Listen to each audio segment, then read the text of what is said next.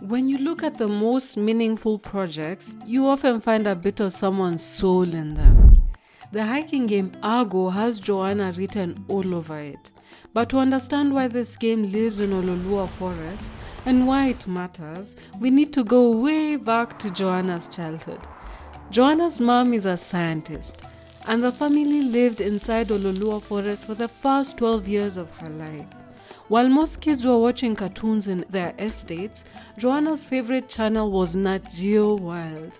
On school holidays, she spent her days in the forest with her sibling, discovering, getting lost, and always finding their way back before sunset. Joanna's second favorite thing was wandering barefoot, just to feel the earth beneath her feet. That grounding sense of being part of Ololua Forest, something alive, was the feeling she wanted Argo to carry. Ololua is an indigenous forest, home to a rich variety of plants and animals, from birds and primates to butterflies and bamboo thickets. Beyond its beauty, the forest plays a critical ecological role. It helps regulate the city's temperature and stands as one of Nairobi's vital forest covers, serving as green lungs in an otherwise concrete jungle. Indigenous forests like Ololua also support the surrounding community. Local women groups nurture tree nurseries. There are apiaries for beekeeping, and people gather herbs, wood, and natural materials for daily use. But the forest faces real challenges: tree cutting, illegal development, and waste dumping, just to mention a few.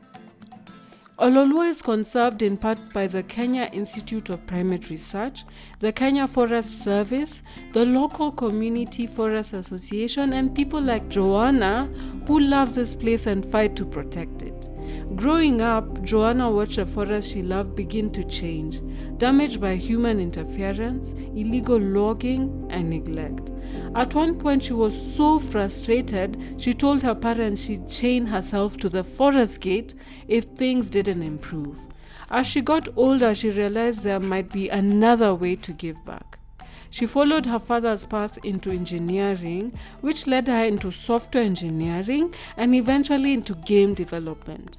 Then came the question, can I share my love for the forest through games?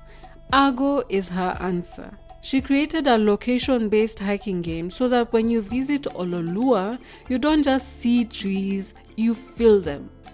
The characters in the game are inspired by the forest and people in her life, with little bits of her and them in each one. Once the game was built, it stopped being her story and became yours.